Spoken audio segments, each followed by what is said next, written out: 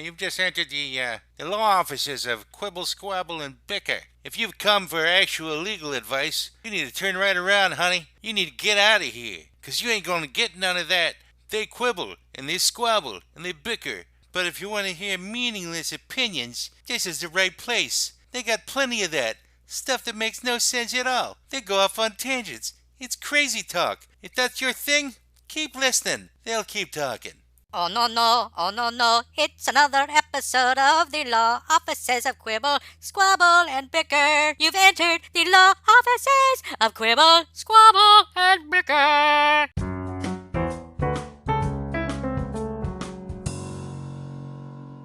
Yay! Welcome to another edition of the Law Offices of Quibble, Squabble, and Bicker. And today we have, if there's anybody who's going to be labeled a legend in their career, this is a gentleman who, if we can call him gentleman, I don't know if that's okay to do these days, but who's reached the pinnacle of his career.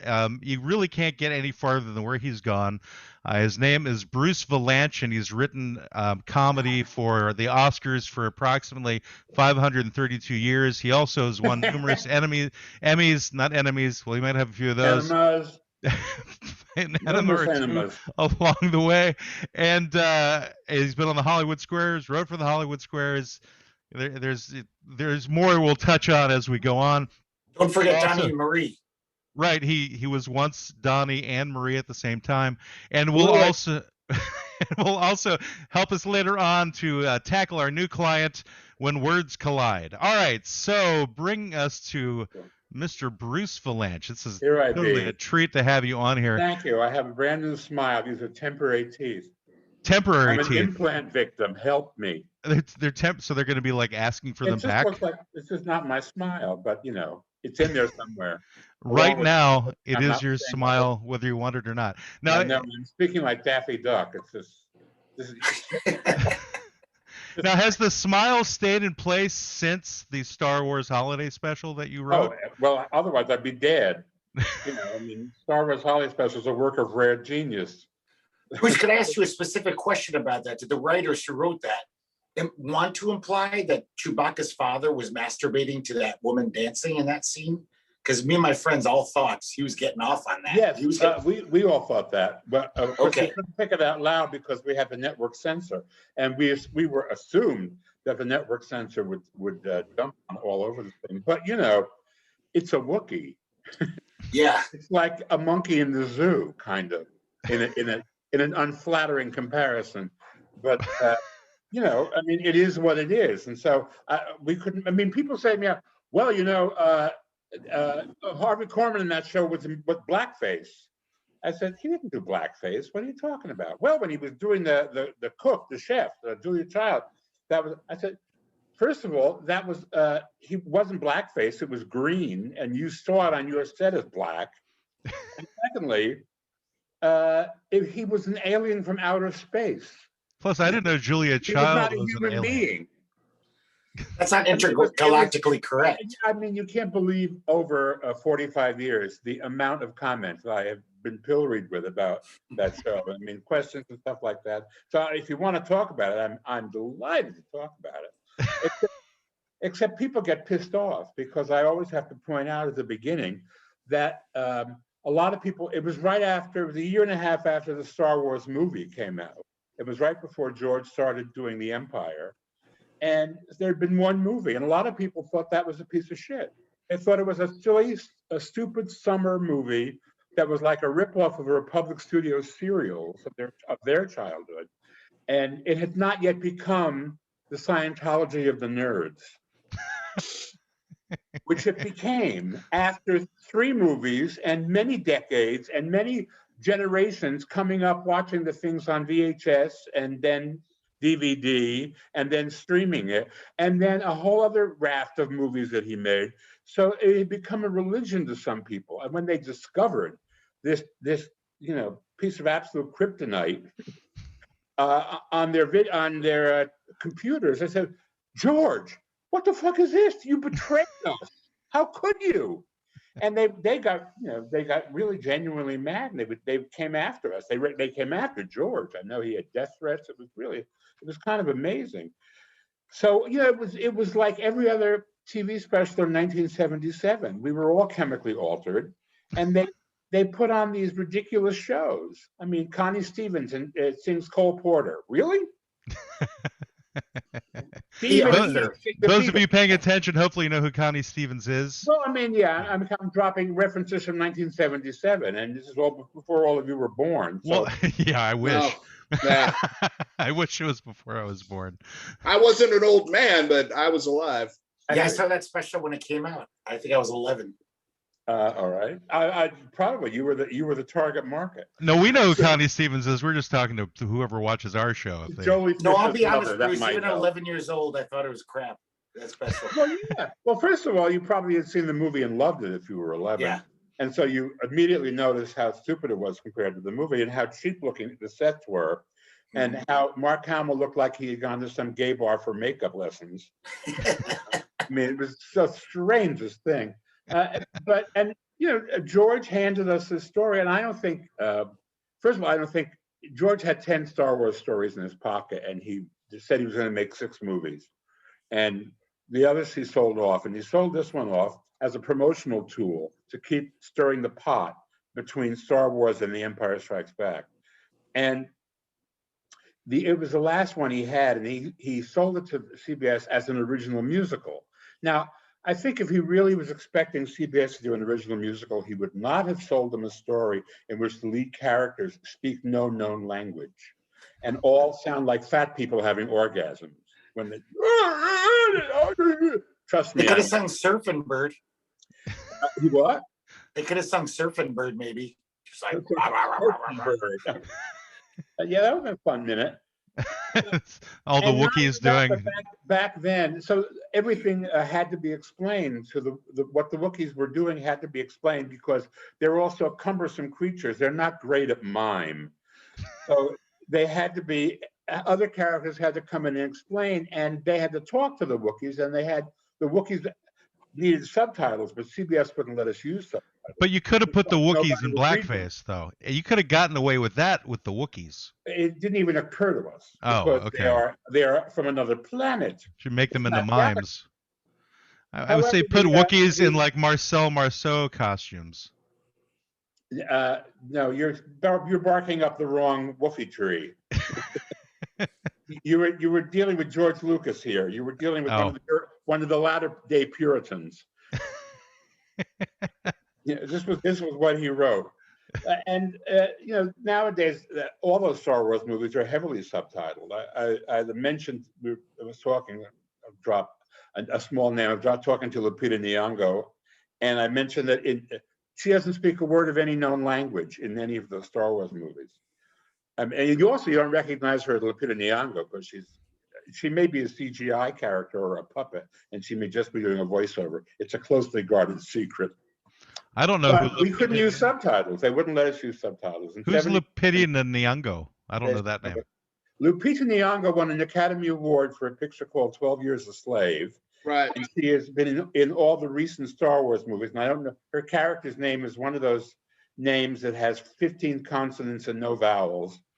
And she's a tiny little creature. Yeah, help me out, Greg. She's the little one. Oh God, yeah, I know. She's like an arms dealer and a spy. And and they go to the planet. Monk. Yeah. She's the one that gives Rey, helps Rey find the lightsaber or something. But in her other life, Lupita Nyong'o has had a film career since she won the Oscar, which was not for her first movie, but for her first well-known movie. Well, yeah, I've seen 12 Years a Slave. I just didn't recognize the name. But, I don't really – I mean, I know this is blasphemy, but I don't think I've watched the Oscars in like 20 years. Well, you're probably joining the crowd that won't watch it for another 20 years after this year. So, did something happen this year that? Besides the pandemic, wants is a low-key, intimate Oscar show. That's why they tune in. Oh, that's right. Wasn't it like they had like all the tables apart or something, and people couldn't remember when they went to Union Station and they took a side room at Union Station and decorated it like the gym. It looked like the gym. When they do Enchantment Under the Sea. Like a high school dance? Yeah, high school dance. Like they turn the bleachers into kind of a nightclub, and they hang draperies over the hoops, and that's what it looked like. It was shockingly bad. mean, the whole thing was, I mean, they made every rookie mistake you could make. I've written 25 of them, so I can tell you they've made every mistake. And So speaking of altered substances, you must have worked with Sid and Marty Krofft, right? I did. I did Donnie and Maria. I did the Brady Bunch Variety Hour. What's the dirt on those guys? Were they tripping? Were they tripping balls every day? They seemed nuts. Sid was a big. He was a stoner. I mean, you know, he came up with a show called Lidsville. Yeah, I remember. And HR Puffin stuff. I mean, what is your next clue? I think it was Sigmund and the Sea Monsters was the next one. Maybe now you're talking Legend of the Lost. Whatever that was. Land of the Lost. The Slee Stacks. Yeah. I mean, this was all Sid. Marty's the executor of all of these things that Sid. When I did the Brady Bunch Variety Hour, which was followed Donnie and Marie. Donnie and Marie had opened with a number on ice every week. Yeah. And we were going to call them the Ice Angels, but the Mormons wouldn't let us because they wouldn't let us use. They don't believe in angels, or they wouldn't let us use the word angels to refer to ice skaters. So we called them something else. But when we did the Brady Bunch, Sid decided he wanted to have a water ballet open the show every week. That the Bradys were living in a house that had a pool that could have 36 mermaids. And I remember when he pitched this idea, he said, we have 36 mermaids, and then they'll dive off of a waterfall. And there was silence, and Marty said, 18 mermaids. And that was their relationship. Sid would come up with these ideas, and Marty would say, that's how we. Sid would go out into the desert, drop some peyote buttons, come up with these ideas. Probably. I mean, he's around. He's in his 80s. They got a star on the Hollywood Walk of Fame, and I helped present it to them. And he still has his hair. I mean, it's not a wig. It's his hair. It's great curly Greek hair. And he lives in what looks like Hobbit country on the top of Laurel Canyon. And he's been there for about 50 years plus, in a house way up on the top of a private drive. It's his own world. It's just, I keep expecting like small woodland creatures to come greet you when you go visit him. Maybe Slee Stack would come down the driveway to guard the house. I suspect that he has his bedroom was on the top of the house and is glass walled and has a view of the city and all of that. And I imagine after a couple of bongs, you would see Slee Stacks coming over the hills. It's the kind of environment where that would not be unlikely. They're all just having said all this, I mean, he's brilliant. I mean, he was a puppeteer. He started as a puppeteer, and they started their whole business with puppet shows. And they came up with the idea of adult puppet shows. And they had a revue called Les Poupées de Paris, which ran in New York for many years and in London. And it was topless puppets. Now, if you can imagine, they're wood, right? They're wood and they're plastic. And they have, they have Beverly Hills surgery tits. These puppets. Those kind of puppets. People flock to see topless pieces of wood. It was. Well, it's kind of like a Team America World Police. Could this idea, and it was a very popular show. That's probably where the guys from South Park got the idea for Team America World Police. Absolutely, yeah. Had the marionettes having sex with each other. Probably, yeah. I think they were more like the anime and the claymation and the Japanimation stuff that was a few years before. I think that's really where they got their inspiration. But because I don't really feature Matt and Trey knowing about Les Poupées de Paris. That's not quite in their wheelhouse. But I think anything with Les Poupées. What? I think anything with Les Poupées should get their attention. Anything with Poupée would go right into their wheel. No question. So in doing research about you, Bruce, I found out something that was very kind of made my mommy issues intensify, because I was very resentful that my mom never let me be a charming chub like you. Oh, well. I would have liked to have been a charming chub.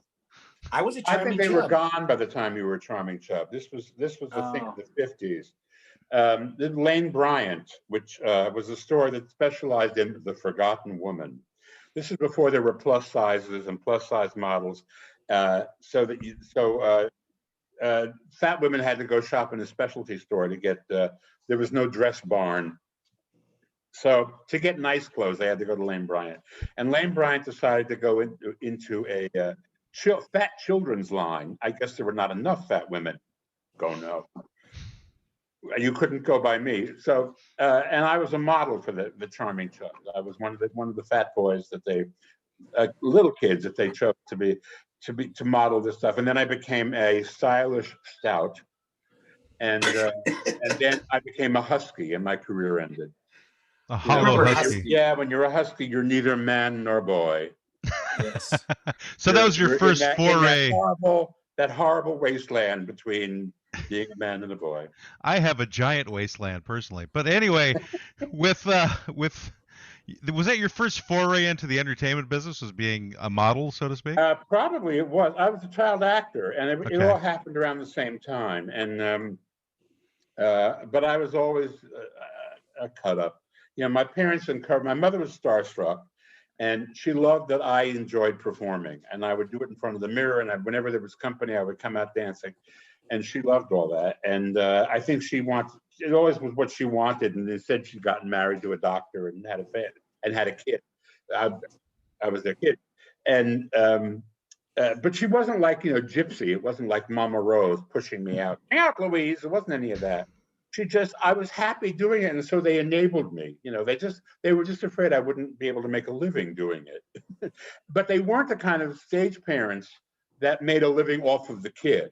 Yeah. Anything that I made went into Bruce's college fund.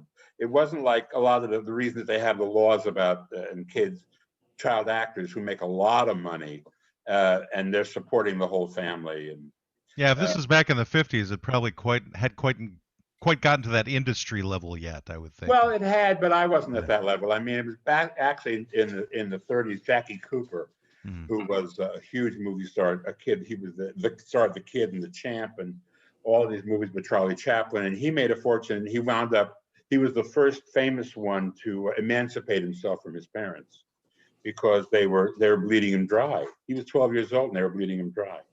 They were all living off of him, and it was crazy. But so that was the emancipation laws happened way back then. Oh, okay. But, there isn't too much occasion to use them because there aren't that many kids who are, so big that they support their parents. Maybe more now because they're influencers. Right, they're YouTubers. Influencers, I don't know how they make money. I mean, they make money because after they influence, they get hired by people who pay them to do it. So Lane Bryant was the kind of place where Edna Turnblad would go to shop. Oh, Lane Bryant, yeah, if she could afford it. It was a little bit above her wallet, I think. She was out of Baltimore, Greg. So Baltimore didn't have Lane Bryant, I think. Oh, yeah, that's why there was no Lane Bryant. I don't know. I'll have to ask John Waters. Paid the mumu hunt. John Waters is the resident Baltimore expert. He's hysterical. I mean, you consider Baltimore. Until John Waters came along, the two most famous people from Baltimore were Edgar Allan Poe and Cal Ripken. And that gives you an idea of what Baltimore is like, right? Well, I lived in the Baltimore area for many years, so you're quite right. I mean, but John Waters was an icon in the Baltimore area when I was living there, which was back in the 80s.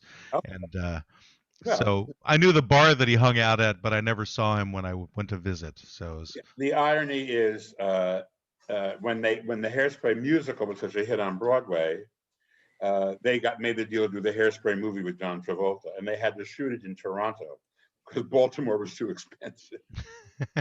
He said, I made 12 pictures in Baltimore for $1.98. Now they're in Toronto replicating Baltimore from 1962. I'm sure that dollar amount's correct. I used to work at a telemarketing company where one of his coterie of actors also made extra money at the same telemarketing place. The guy who played Mr. Pinky in the first Hairspray. Yeah.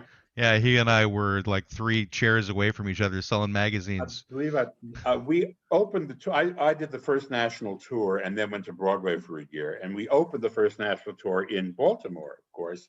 We were the last show to play the Mechanic Theater. And we had a huge party, and all the original cast of the first movie, came, and they were all like, oh, I'm an accountant. Oh, I run a garage. Oh, I do this. I do that. Nobody had reached Mink Stoll level.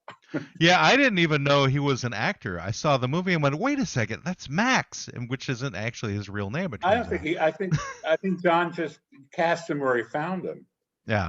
he looked for types, and he just brought them in. Yeah, that guy wound up being, I think, about 3 or 4 of John Waters' movies too, in these small Well, parts. why not? They were there. Yeah, he was in Pecker. He played the owner of the strip club, and there was like another one I can't remember. Anyway, but I find your career quite fascinating because you started off as a writer, as a journalist in Ohio, and then you moved to Chicago to work underneath Gene Siskel at the Chicago Tribune, and that's true. Right. And then you somewhere along the line you got connected to Bud Freeman from the Improv in New York, though. How did that come about? Well, he used to manage people who would play the Improv, and he managed a kid named Freddie Prinz. And Freddie, he sent Freddie to Chicago to play a club called Mr. Kelly's. And I went to see him because I was writing. I was like the second string everything. And I went to see him. And I had met Bud in New York, just going to the Improv, I guess. He called me and said, "Would you do me a favor and go review this kid?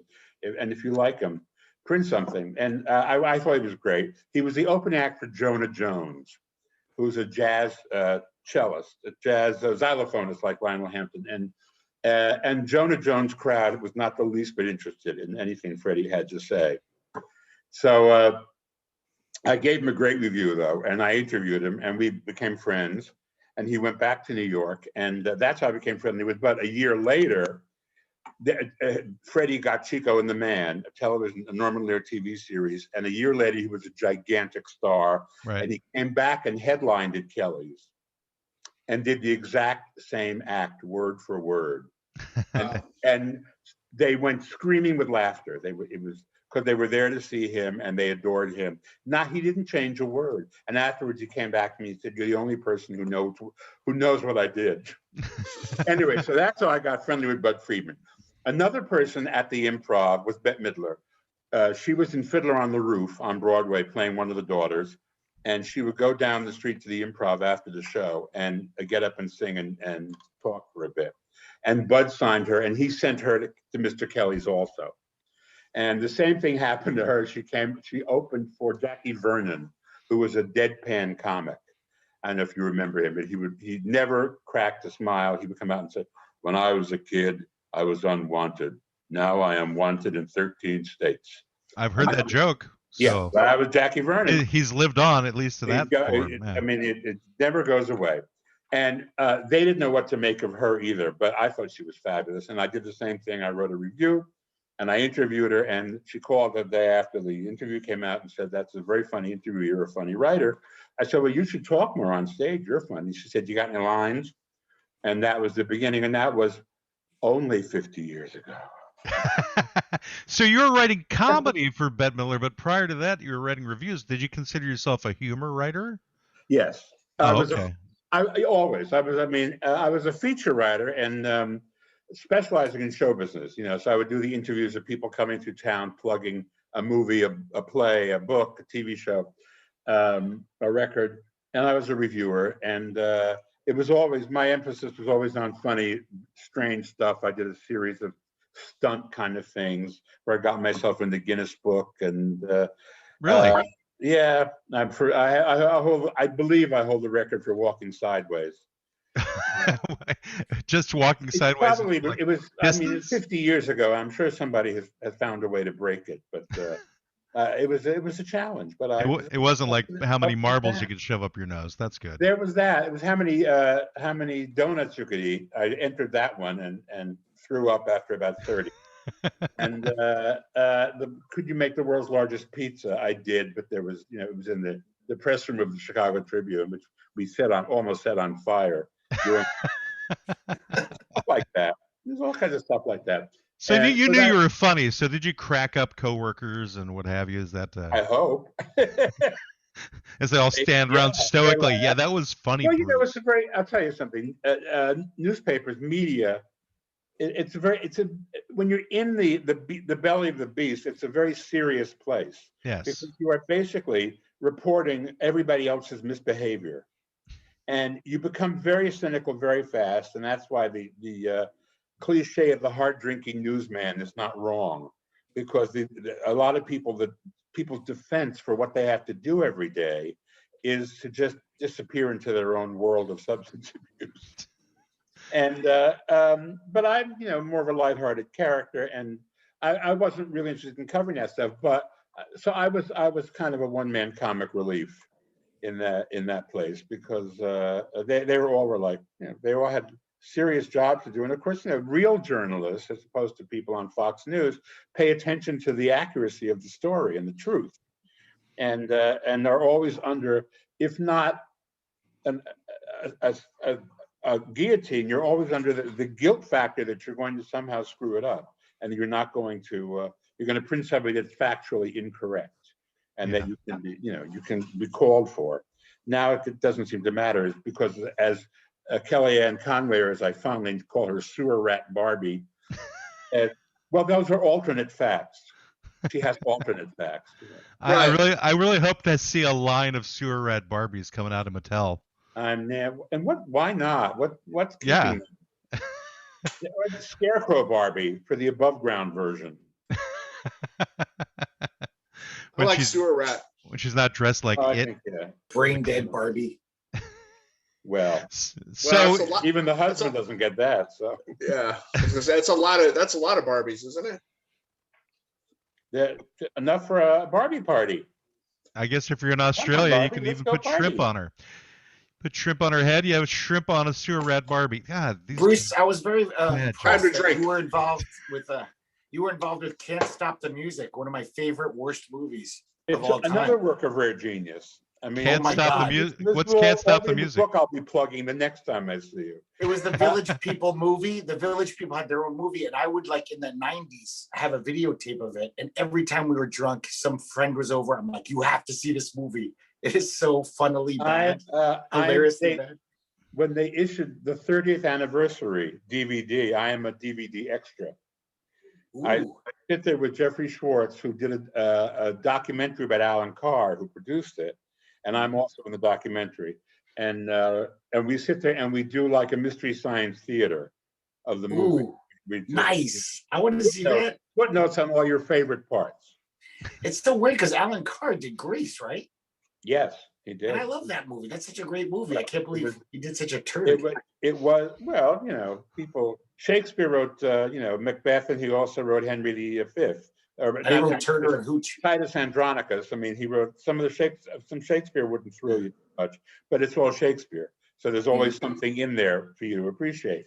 But I mean, people do things that are good and people do things that are not so good. However, I mean, Grease, he wasn't allowed to fly his freak flag fully.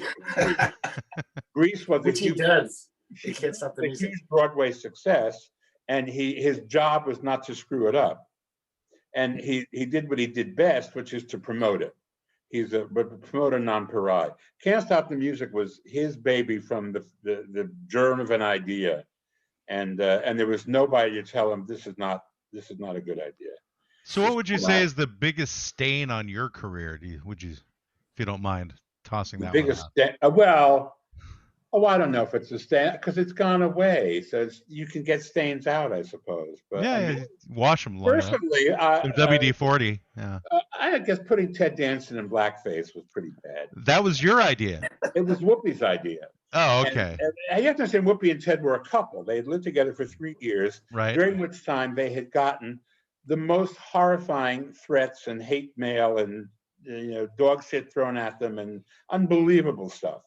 And yeah, I'm sure they're targets for racists. They had made this commitment to the Friars Club to roast Whoopi, and Ted was going to be the roast master. And as they were pulling it together, they kind of decided that they were breaking up, and this would be their opening farewell. And so they decided that we would do a show where he would come out and do every possible awful racist joke he could about her, and to just make it to put the cherry on the cake, he would be in blackface. Now we were planning this for a Friars Club event, which would be a small, a few hundred people who were in the Friars Club, and the Friars Club roasts were not like the Dean Martin show or Comedy Central. They were truly all the gloves were off and no holds barred, and we discovered too late that they had thrown this open to the public. Oh. And it was in the ballroom of the New York Hilton, and people could buy tickets, and they were expecting to see the Dean Martin show. And he came out there, and it was horrified because they were truly horrified. And I was horrified because he didn't deserve that. And when you're out there and you can't say, "Excuse me, I'll be right back. Where's the cold cream?" I mean, he was stuck out there. And in addition, like some of the people on the dais piled on him, not Whoopi. They threw out their Whoopi jokes, and they started piling on Ted. I mean, Roger Ebert, who was married to a black woman, was outraged. David Dinkins, the mayor of New York, who was black, he was outraged. Oh God, what's his name? He had a talk show, and now he has MS. That's not related, but Montel Williams, he decided to get on a high horse. And Chris Rock was the only one who was there who said, "Cut this guy a break." For 3 years, you know, every day they went to the mailbox, and there was "Dear Nigger Lover" in the mailbox. Yeah. Said, "Cut this guy a break." And it was just, I felt like it was watching putting everybody you love on a plane and watching it crash. Were the Friar Club's regulars though? Were they laughing? Oh, screaming! Yeah. Oh, yeah. Of course, because they got it. They were in the yeah. But anyway, the Friars Club bought a full-page ad in the New York Times the next day, and Variety and the Hollywood Reporter, explaining that it was their fault that they hadn't told us that they were going to do this, and that they were making substantial contributions to a whole list of charities to make amends for allowing this thing to happen. And I think they would have just had like one big white sheet there with on the words "fuck if you can't take a joke." Well, that would have been the ad in the New York Times. Certainly that would have been, but yeah, you're not allowed to do that anymore. I mean, no, of course, that's white privilege. Yeah, definitely. So, but how is it sustained on your career if it was Whoopi's idea? You orchestrated it, or? I didn't. I did. I mean, she kept me away from it. She said, "I'm going to take all the blame for this. You didn't do any of this." I said, "Okay, fine." But you asked me what was didn't you ask me what was the biggest stain on your career? Yeah. But as far as I'm concerned, you'd have to ask somebody else what the biggest stain was on my career. Did you write some of Ted Danson's jokes that night? Yeah. So you wrote the jokes. I wrote the thing. I mean, did he say it like in an Amos and Andy voice? Together. Sorry? Did he say it in an Amos and Andy type voice? Was he talking in a dialect? No, he was himself. He didn't do impressions. That would have been. Well, I don't think he doesn't do that. You know, he's always Ted, right? Yeah. So he doesn't. He's the nicest guy in the world. He really is a sweetheart, and they're very friendly now. They've been friendly ever since. They were done being a couple. They were done fighting the world. Man. Well, this is actually a perfect opportunity to go into our client for today, which is when words collide. Essentially, the concept is defining at what point do words become offensive. We figured you would be a really good fake attorney to address this particular one, especially considering the word that you used a few minutes ago. In terms of what context stage, is everything. Yes, context definitely helps. There's a preface to this. If you're in the proper context, you can say anything. That's what's horrible about right now, is that they want to cancel context. Yeah. Yeah, like context has been eliminated. Absolutely. Yeah, like they're a mother and you're a 3-year-old. You know, I mean, this is not how the world should be. It's stupid. I've heard a lot of comedians talk about it. Have you had the experience where, a joke that you think is pretty damn clever, but it's a little where the audience will just turn against you now because they're like, "Oh, he shouldn't have said that." Yeah, I can't think of one specifically, but yeah. But yeah, I mean, I from some years back. I mean, this is not brand new. It's just now everybody we have the internet, we have Narcissism Central, and we have keyboard warriors, and the internet is the only place where your first draft can be published, and nobody can. There's no filter, and there's no censorship. So, since people have the right to carry on and scream, they are carrying on and screaming. They didn't have the wherewithal to do it pretty much before. But I did some years ago on the Tony Awards of all places, which is the Broadway Awards. We had Carol Channing was presenting an award. And because Tonys are on CBS, they like to throw in stars of CBS shows, whether they're Broadway or not. to capitalize on them. So like Walter Cronkite doing a dance number or something. It's like Carol Channing and LL Cool J. Okay. Star of NCIS, LA, presenting an award together. Nice. So I said, wouldn't it be funny if Carol rapped? And so I wrote this rap for Carol to do. And LL Cool J thought it was hysterical. And I had worked with him before. I had been it's a long story. But so they showed up, and Carol couldn't read the monitor. But she has these hysterically huge glasses that she wears, and they're shaded. And she was wearing bling. She was wearing bling kind of jewelry. And so she looked like somebody from the hood when she put the glasses on. And I said, just read it through those glasses. And the two of them did, and it was hysterical. It brought the house down. And then Hugh Jackman was the host. And he came on, there was a commercial, and he came on afterwards, and I gave him this joke. He said, this just in, Carol Channing has been arrested in a drive-by shooting. And the audience screamed. Okay. Then I go backstage, and the network censor is there, and she says, not all gang members are criminals. And you're saying that because she's a gang member, I said, you are overthinking this. Yeah. Carol Channing's not in a gang, lady. Just go with it. Nobody is thinking Carol Channing is making a political statement, or Hugh Jackman making a political statement about gang warfare. That's it. Come with me, and I will take you to LL Cool J, and we will settle this right now. And she backed off. She said, no, that's okay. Yeah, I mean, with our current culture, things have definitely gotten to a stage where people are easily offended about things. But there's a point. There's like a tipping point. The tip of the iceberg, and it was 20 years ago. Right. But there's like a tipping point when you can say a word and it's fine, and then there's a point where it's now no longer fine. It's like, how many people have to get offended by a word before things are finally offensive? There's no formula, is there? What was that? The loudest people. Well, that's probably the answer, the loudest people, yeah. I mean, because you stumble over something, you have no idea you've actually offended somebody. And then when you defend yourself, they say, white privilege, so there's no defense. I can say, hey, I'm gay, I'm a Jew. Do I qualify as a minority for you?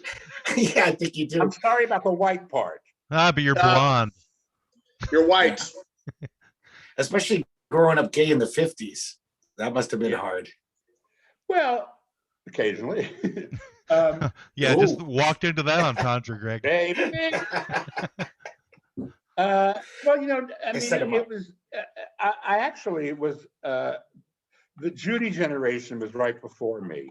I mean, The Judys were the ones who predated the Karens or something.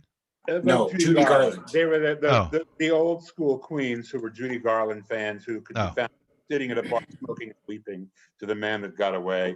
I mean, they also lived in an era where you could be arrested for touching somebody in a bar because he was a vice cop. He was there to entrap you because it was an easy collar, and they had to reach a certain quota of bail. Yeah. So they would send people. They would send hot cops out into the parks to lure unsuspecting homosexuals. That sounds like a great reality show. Well, it was called Cruising with Al Pacino. I mean, there was a notorious movie where he was a cop, and they make him become a leather queen, but he's trying to find a serial killer, so it's all right. So is that the true story of Al Pacino, Cruising? Yes, dear. Okay. What's your next question? Just wanted to confirm that. I just want, if it's important for you to know this, yes. Yes. That's how he gets all those parts, Al Pacino. He's knee pads to every audition. It's either doing that or volleyball, right? Well, commando. Only a commando. Or hanging out with gerbils. Gerbils? Yeah. He has no idea what you're talking about. Yeah, tell me, Greg, what are you talking about? Why would Pacino be involved with gerbils? Well, it was Richard Gere. Some people referring to Richard Gere. Oh, I'm thinking of the wrong actor. You're not aware of the Richard Gere gerbil story? Oh, he's very aware of it. I'm aware of that. I just didn't know what he was talking about with Pacino, though. I'm like, where did this come out? It's called a joke. In the world of segues, Greg, that was about the worst segue ever. But go ahead. No, I don't want to talk about it. I didn't want to talk about it. I just was making a joke. Sorry.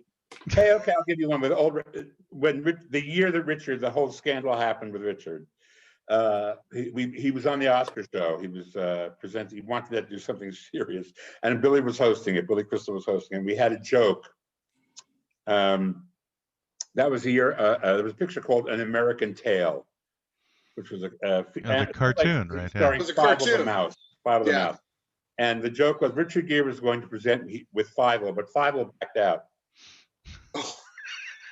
And everybody loved the joke. And then That's a good joke. The audience, and we realized he would drop dead if we did that joke. So Billy said, "We're cutting the joke. We can't do that.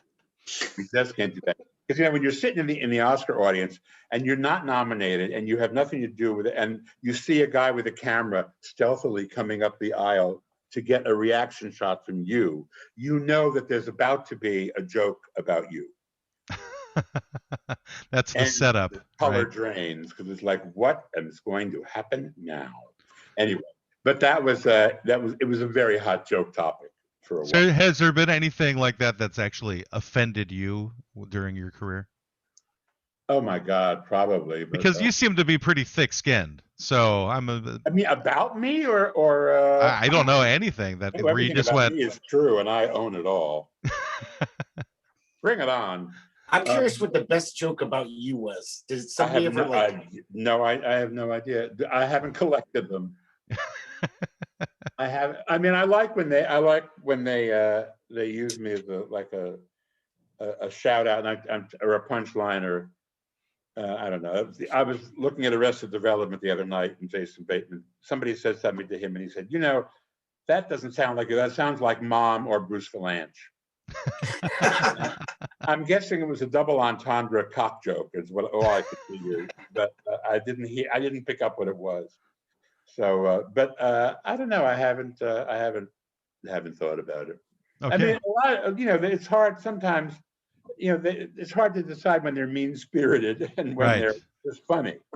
So I choose to take. I recuse myself from having a reaction. I'm sure you've had any jokes. Oh, continue. I was just saying, I'm sure there's been plenty of mean-spirited people you've had to deal with in Hollywood. With your career, who has been the biggest battle with to be able to attain something that you wanted to achieve? Wow, Marie. Marie. Oh, that's right. He had to fight the Mormons on Donnie and Marie.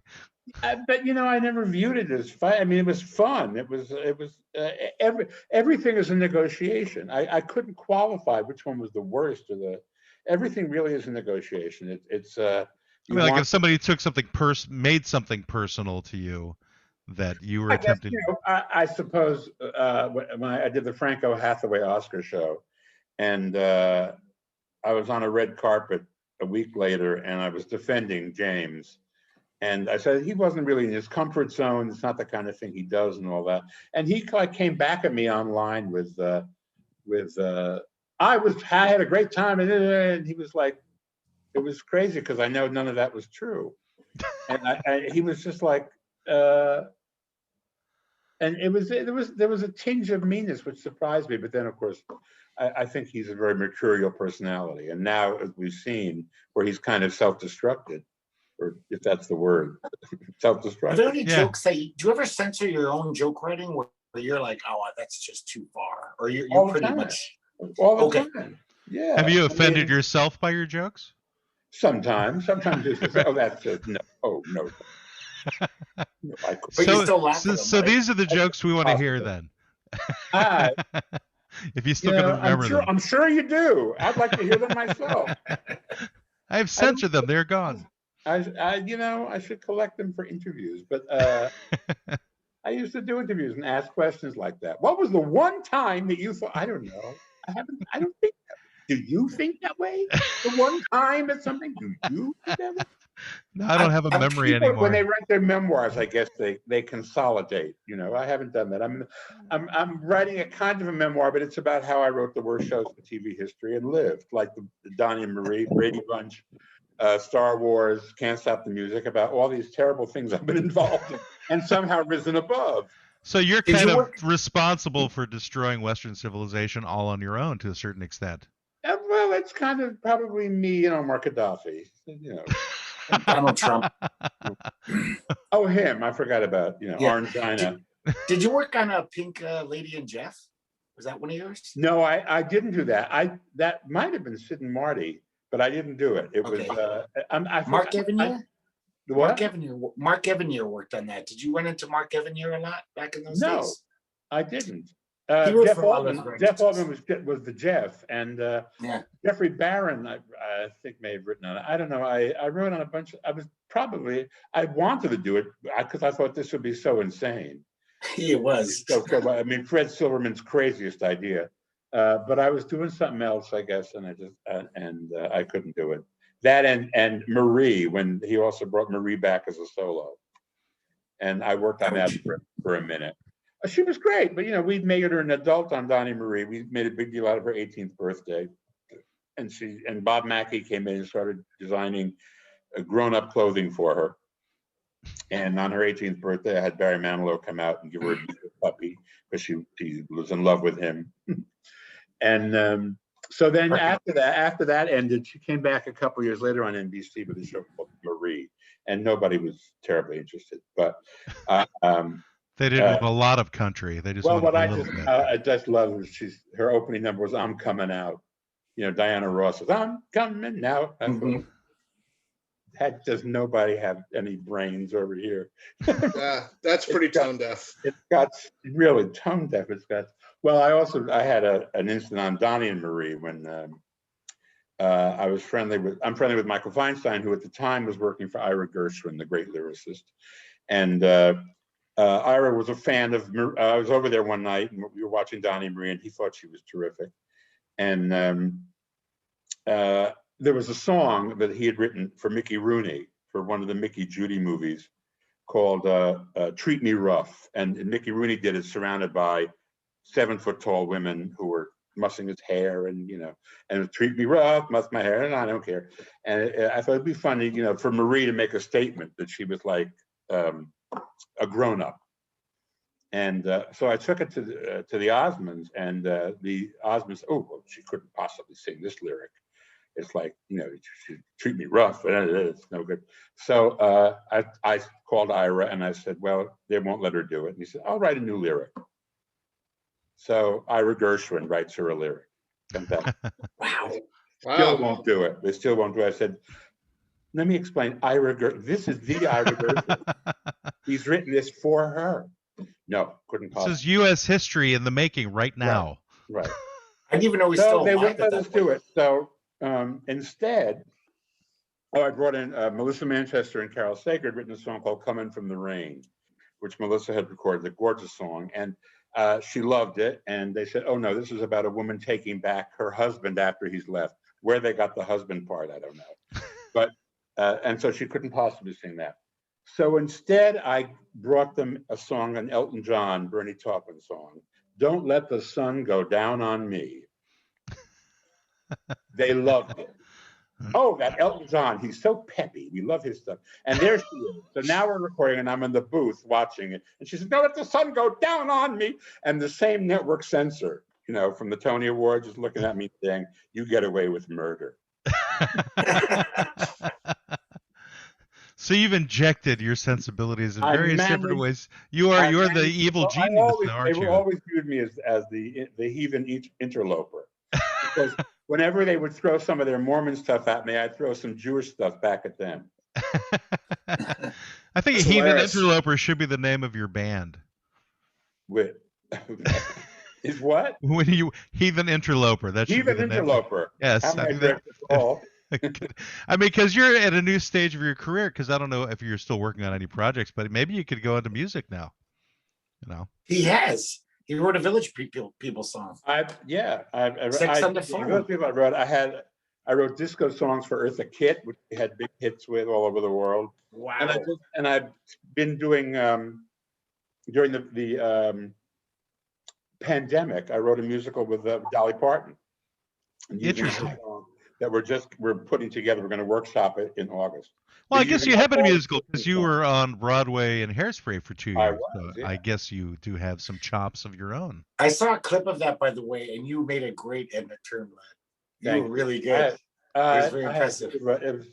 I had a fabulous time. I do it again in a minute. I mean, I think Divine was up in heaven. Oh, sorry. They're doing another tour of Hairspray, but I think it's not a non-equity tour. But they're doing it again in London with the original London company. But it's such a fabulous. Yeah, I was picturing Divine up in heaven smiling down on you because you did it so well. Oh, thank you. I knew him, and we had many laughs when he was out in LA trying to do things other than drag. You know, he did Married with Children, and he did a couple of movies. And I've seen those movies where he's a total man, like he's a gangster in one. The one with Sting, Stormy Monday. Is that British picture he made with Sting. Okay. Yeah, he's like playing Sidney Greenstreet. Yeah, and he's great. He's really great. He was a great actor. Doing that, gruff. Come this way, Mr. Spade. You know that really good. And then he goes around a corner. Boss. He really is. He's really, really talented. So did you get that Sex on the Phone gig by meeting the Village People when you were working on the movie? Can't Stop the Music? Yeah, I wrote the first draft of Can't Stop the Music, and then I quit because he kept having me rewrite it for different women, because the women kept passing every time they would.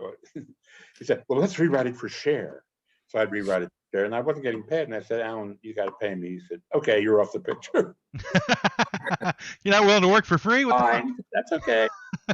And then. But Jacques Morali, who created the Village People and wrote the music, had a show in Paris at a club called the Crazy Horse, which was a famous kind of Folie Bergère club. Only it was a little smaller, and the gimmick there was these Amazonian women would come out on stage topless, and they would lip sync to new songs with famous voices. And he said, "I want you to do one for Eartha Kitt. Here's this. The title is Where Is My Man?" And he sent me the track, and I wrote the lyric, and Eartha recorded it. And this 7-foot-tall blonde woman who could barely stand up without pitching forward got out there and lip synced it, and it worked. It was great. And Jacques sold it as a record in France, and it went to #1 on the French chart, and all over. Wow. It went all over the world. Every place but the U.S. where they wouldn't play disco on the radio. So we got, you should pardon the expression, 12 inches, and the DJs would play it in the clubs, and so it had a great club life. And, wow! And then we did an album with Eartha. Off of that, we did an album. We went over to Paris and did an album.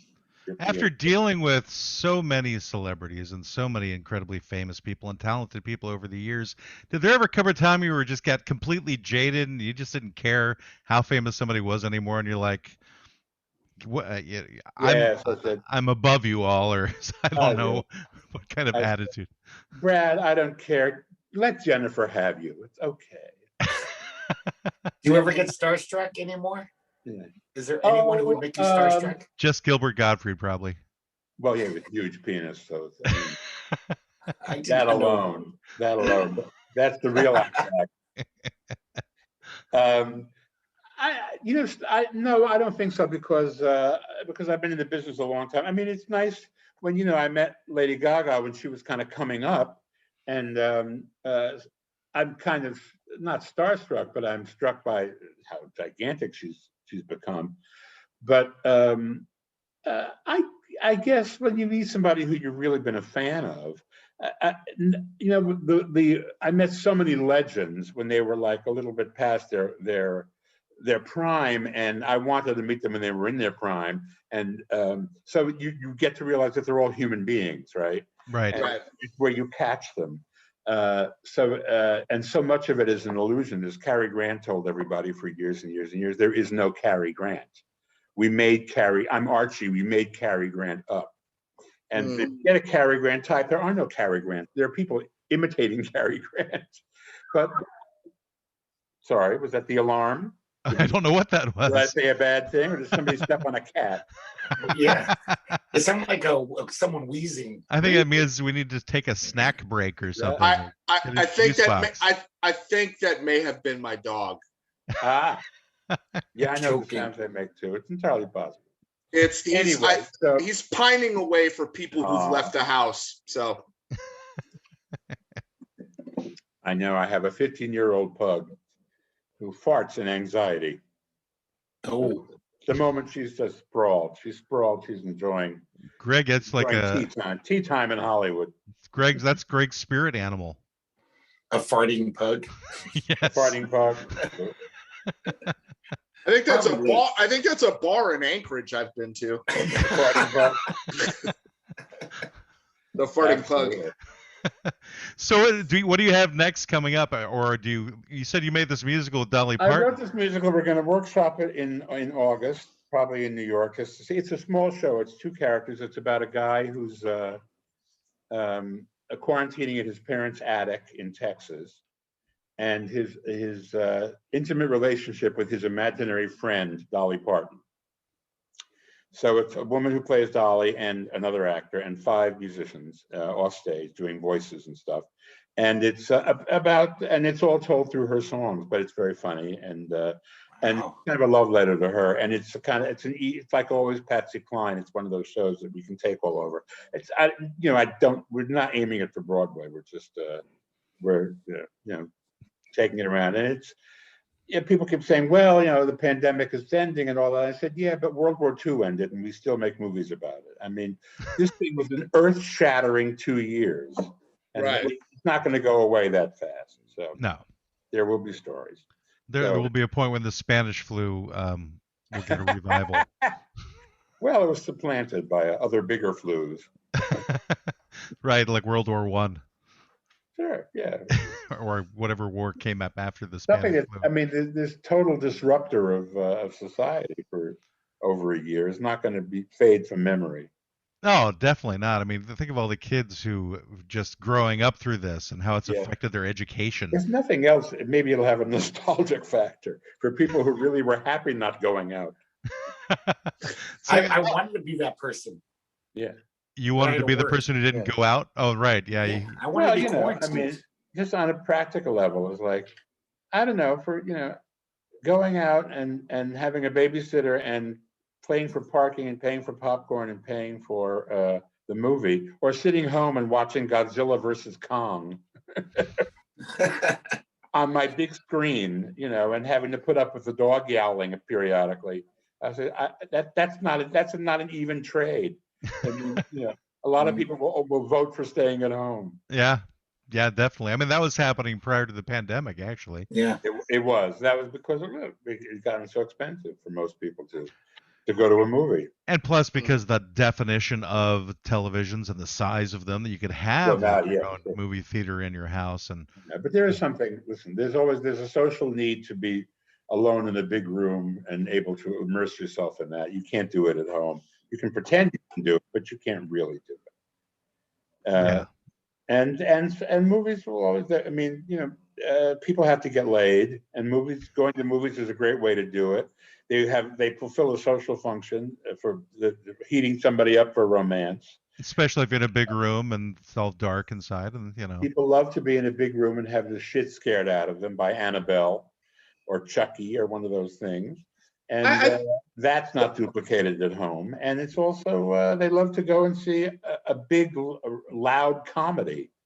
I mean, there's nothing like sitting in a big theater and watching Maya Rudolph take a dump in her bridal gown in the middle of the street. I mean, that is a larger than life moment. For a second, I was thinking Maya Angelou when you said that, and it just gave me a completely different picture. Maya Angelou might have had trouble getting to the ground. She can't pop a squat anymore. I worked with Maya Angelou, and she was a relentless editor of other people's work. I noticed. I discovered. A relentless editor. Relentless, not so much of her own, but other people's words. It's good when you have the red pen. Do you ever write jokes where even your close friends are like, "Oh, you shouldn't have said that"? We're like, "Oh, you went a little too far." Does that happen ever? Probably. Yeah. Well, there were things. I mean, when I came up with the Sophie Tucker jokes for Bet, and there were certain things she just wouldn't say. Even our rule on those jokes was that we used no dirty words. We only had one joke that had a dirty word. I mean, an actual conventional dirty word in it. It was the imagery. Where are you guys? What part of the country are you in? Well, 2 of us are in Oregon, and Brendan is in Florida. Ah, He's so that actually stalking Trump right now. oh. Yeah.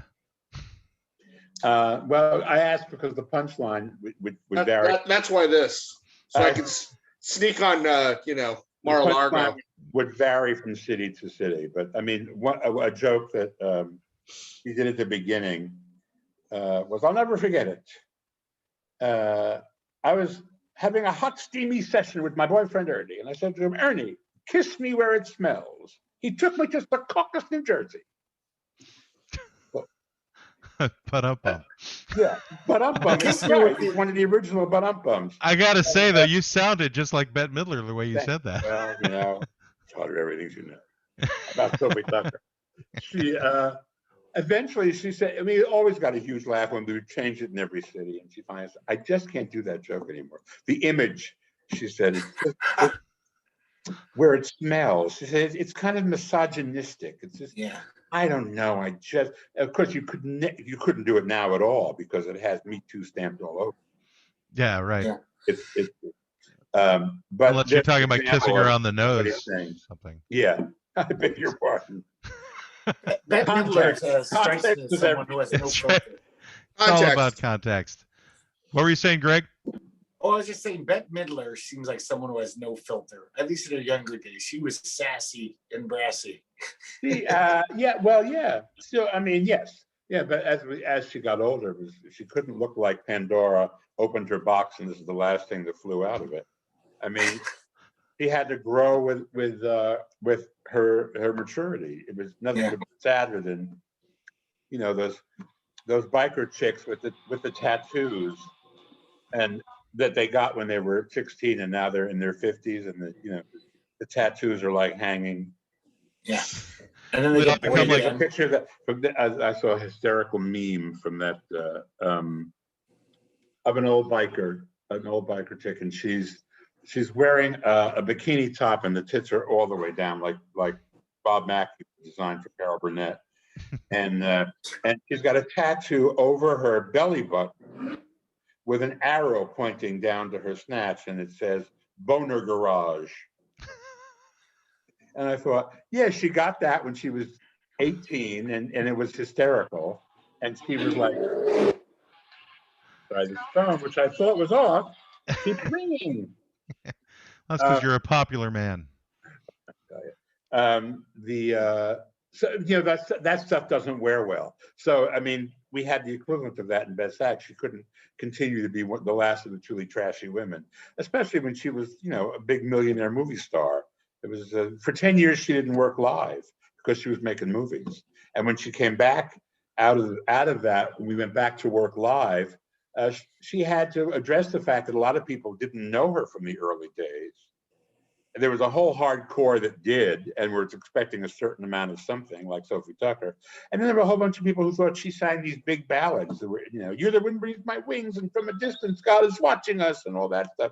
And so they were kind of amazed that she would get out there and crack dirty jokes. So, you didn't know her from the bathhouses.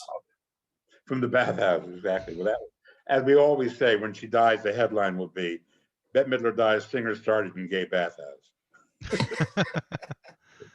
I guess there's a point where you go from edgy to mainstream at some point, I would think. Well, yeah, I mean, sure. Because the edge keeps shifting, and like society has shifted in a certain way.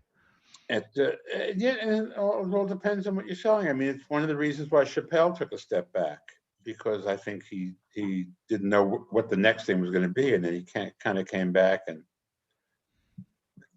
he has a lot of meat that he can tear into, because it's what are some of the comedians that you really admire today, Bruce? Who are I some love of your favorite? John Mulaney. I think John Mulaney is hysterical and funny and bright, and I hope he's conquering. I mean, I've worked with him and I didn't notice any demons, but I hope he's conquering the demons that he obviously has announced he has. Eddie Izzard, I think, is brilliant, and although he's going through some wild transition finally, where he's finally telling us all it wasn't a stunt, it wasn't a joke, he really is non-binary. So I always thought he was. I always thought he was forthright about it. Well, I always thought it was a gimmick, frankly. I thought because of the way he couched it, he had a I'm a He transvestite. was an executive transvestite. Executive transvestite. Yeah. I mean, I thought it was like a mistake. I mean, I didn't judge it, but I Right. thought what it was, and he would come on with more makeup than usual, and nail polish and occasionally low heels. But but I mean, the material was always brilliant. I mean, really on a very high level. So I'm crazy about him. But I loved Rodney. Rodney was amazing because he had such a character, and he was such a showman, and he was just so funny. I mean, Rodney would get out there and he would get laughs on things that weren't jokes. Yeah. He would come out and he'd say, "My wife is fat." Oh boy, is she fat. And they break up on that. Oh boy, it's like he's telling you he's serious, and that's funny. Oh boy, is she fat. Did you write jokes for Rodney? I wrote a few, not many. Yeah. A couple of things for television, and every now and again I would see him and I would give him something. But he was no, he had some guys who were like, it really was like Carnegie Deli, like old Jews, and they would sit around and they'd been with him forever. He got so famous so late in life. I mean, he had to be, over almost 60, I think, when he really got famous. So he had been around a long time, but he had established a club earlier, and so he'd given a lot of people their starts at Dangerfields, and so he was much loved. But he was out of his mind, crazy. He'd show up for meetings in a bathrobe. Yes, no, crazy. A commando in a bathrobe, bathrobe flops open. I mean, if that happened again, he'd be in Me Too jail. Oh, he'd be arrested for sure. He would be on Planet Cancel. He would just. Was he on Milton Berle's level in that respect? No, Milton showed me his dick once at the Friars Club. Was it all that? It was all that. It was everything I could want, but I wasn't going to get. But I said, but Marilyn Monroe got it, so I felt okay. Yeah, Rodney was in that league, but that was never part of his ticket. With Milton was always part of his thing. Did you ever realize, let me see if I can rephrase that so it actually makes sense in English. Did you ever realize that you were as funny as you thought you were, or as funny as other people thought you were?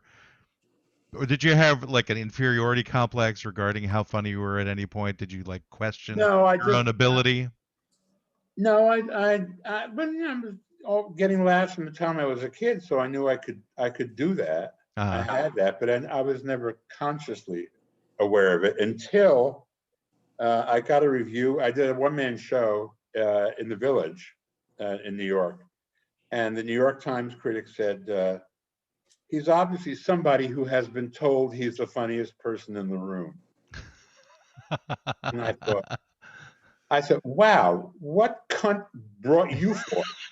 Yeah, right. There it is. I mean, really? It turns out the guy who writes obituaries, and he was like they were giving him a night off. So there's always somebody out there who one for me right there on the spot. Yeah, there's always somebody out there who doesn't actually have a sense of humor. Yeah. That goes and sees something, and then they're the ones who are giving their critique. It's like the people who don't like music who are critiquing music. It's. You know what I was amazed by your wit, Bruce, is that I had no idea that the Oscars worked this way. I don't know if you guys read about this, but Bruce's and a few writers, they have to be there at the Oscars. Somebody says something or something happens, and in the next 5 minutes, they've got to write a joke for the next guy to say, commenting on that. Like, that's some quick, witty stuff that you got to, right on the spot, you got to be like, I got to come up with 10 jokes in the next 10 minutes. Well, generally, it's for the host. Other people you don't want to go off script, especially at the Oscars, because there were so many people watching until this year. But when generally, I think Billy invented this, and David Steinberg, his manager, we put together a playbook, and we go through the show, and we place the host where we think he will follow something that will merit a comment. For example, after documentary feature, whoever wins documentary feature is almost certain to make some kind of a political statement. So that's always a good thing. And then if you think certain people are going to win, you position them there. I mean, but this year they got stuck because they assumed Chadwick Boseman was going to win, and they would get a heartfelt speech from the widow Boseman. But he didn't win. They put it last, and they had to close the show with Joaquin Phoenix saying good night because Hopkins wasn't there.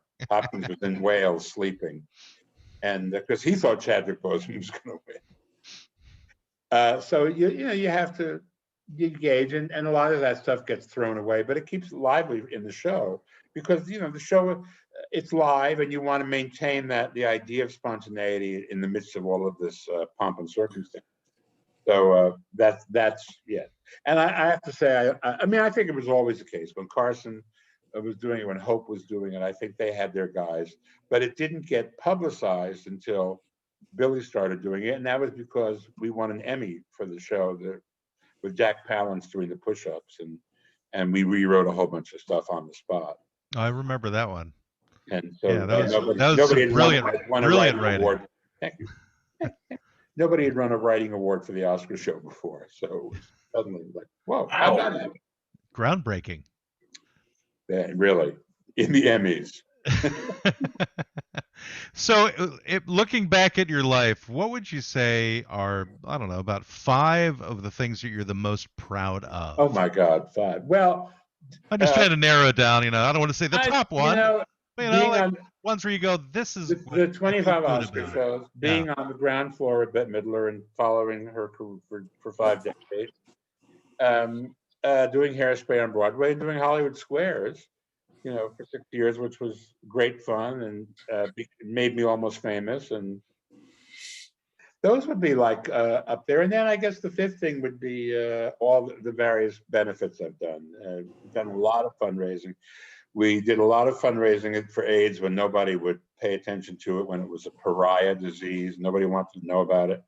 And the government was doing nothing. And so we stepped in and started raising money for the various volunteer charities that were working. It was like before or after Rock Hudson?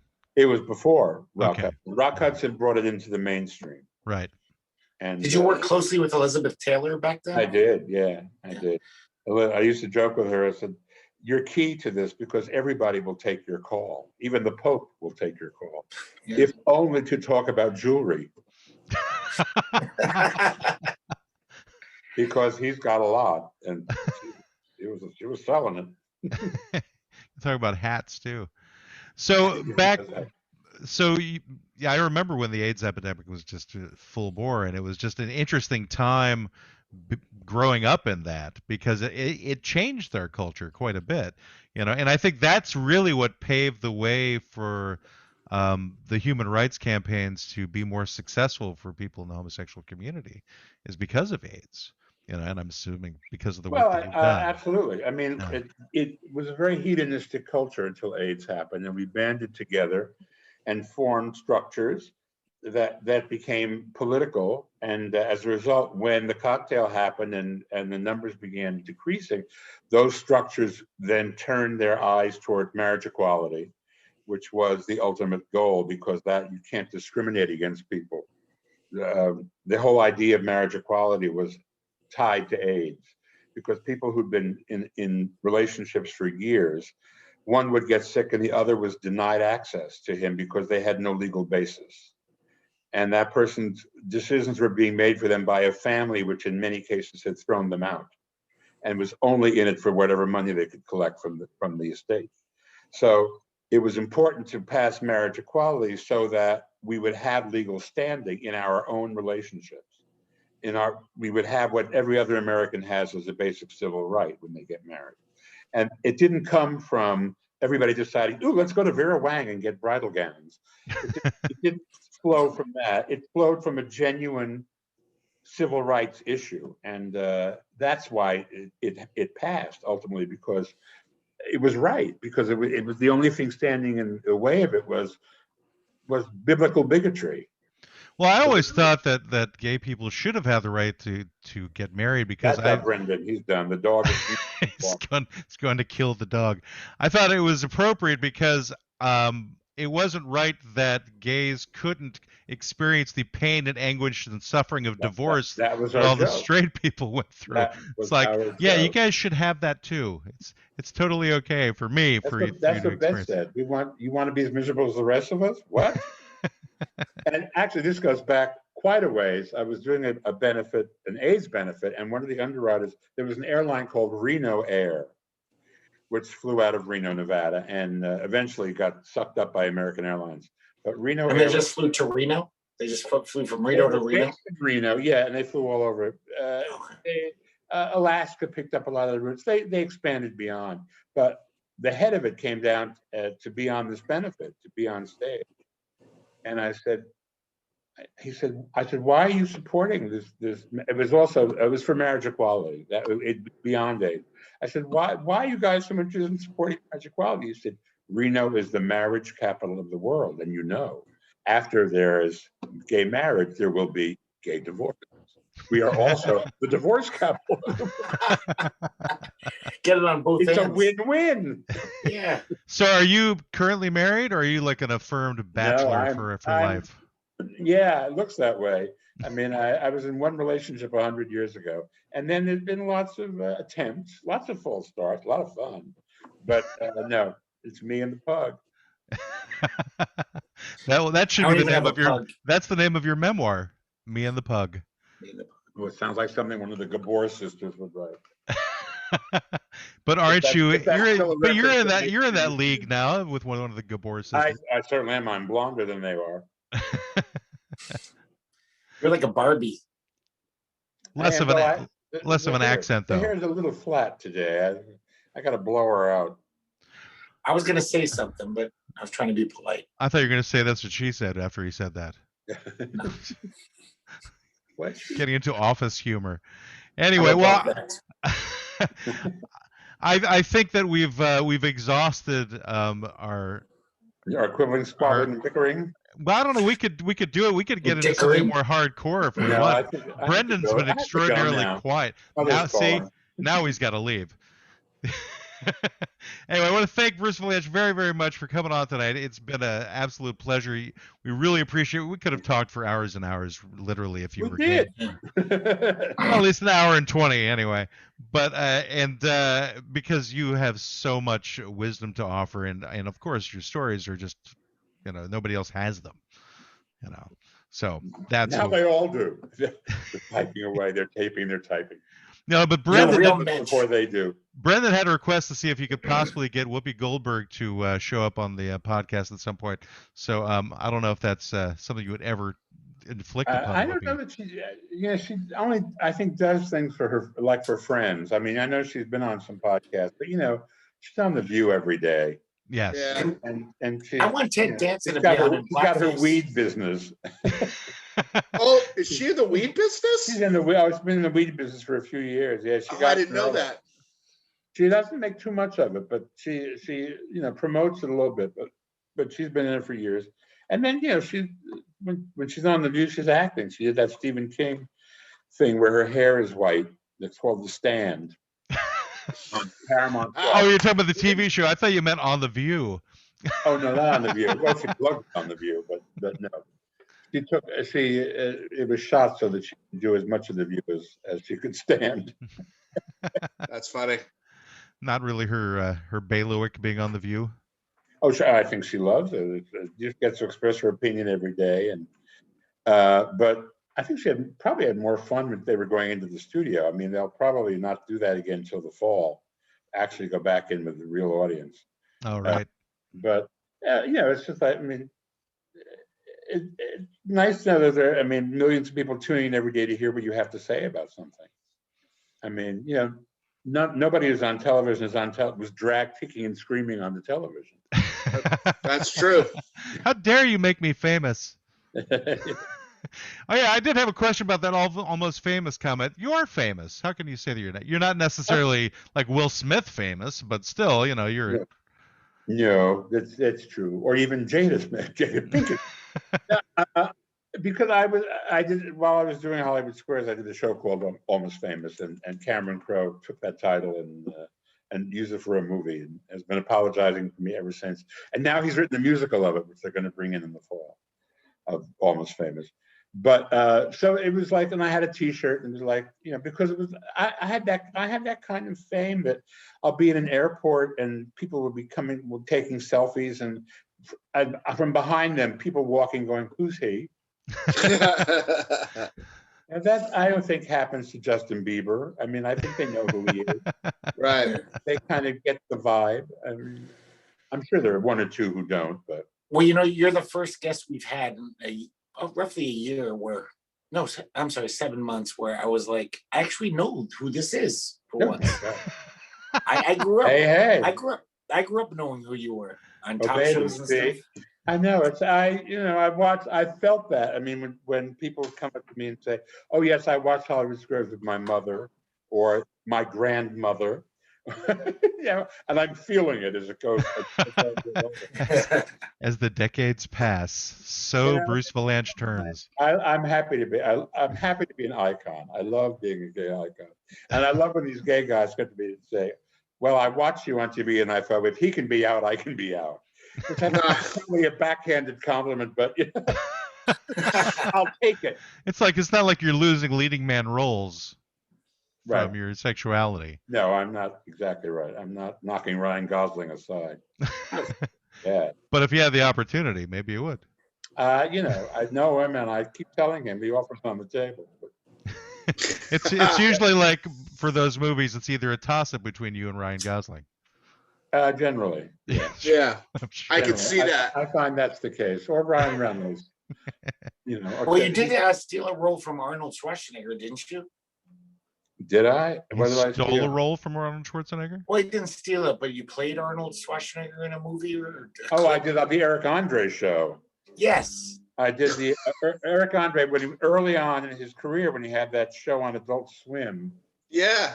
Like for 10 minutes, I came on as Arnold Schwarzenegger on a bike, and that was the real Arnold Schwarzenegger. Yeah, so you just came in and said, "Hello, I'm Arnold Schwarzenegger" with no accent. I had an agent who liked to find people, and he found Sacha Baron Cohen, and he made him Ali G and got him that deal, and then he found Eric Andre and got him that deal, and then Hannibal Buress was like the Andy Richter. He was the sidekick. The sidekick, yeah. And that's where Hannibal famously dropped the dime on Bill Cosby on the show that began the build to what he is today. So I was very happy to be a part of all that. That was great. That's a great show. I worked with Arnold, and so basically, you guys kicked off the Me Too movement. So to what? To be? So you kind of kicked off the Me Too movement with the whole Bill Cosby thing. Yeah. Well, you know, Get Bruce was made about me 20 years ago, and Harvey Weinstein produced it, and never laid a hand on me. That son of a bitch. Hashtag Why Not Me. God damn him. It's a new movement, the Why Not Me movement. Why not me? Why not me too? So I've been in it from the beginning, up to here. Well, on that note, which is a great note, I want to thank Bruce Vilanch very much once again for being here on the Law Offices of Quibble, Squabble. Thank you so much, Bruce. Bicker. And you've left the offices of Quibble, Squabble, and Bicker. It's over. It's over. It's time for you to go home. It's over. It's over. Go away now.